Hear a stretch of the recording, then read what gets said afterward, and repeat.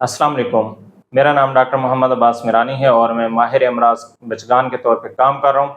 और मैं आज आपको मीज़ल के हवाले से ये बताना चाहता हूँ कि रेनी सीज़न में मीज़ल के जो केसेस हैं उसमें इजाफ़ा देखने में आया है।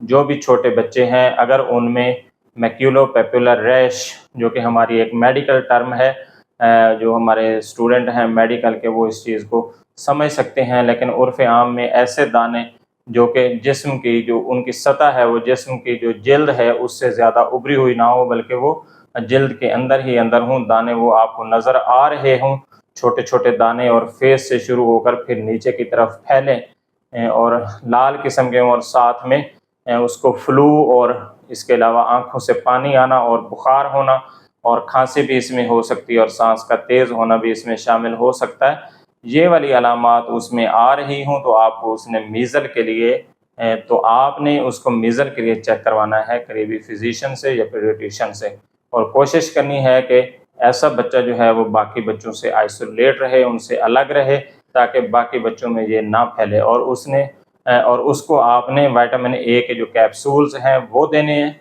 और साथ ही उसको आपने पैरासीटामोल जो है वो देनी है अपने फिजिशियन के मशवरे से। और अगर उसमें अलामात ज़्यादा आ रही हैं तो बच्चे को हॉस्पिटलाइज़ भी किया जा सकता है।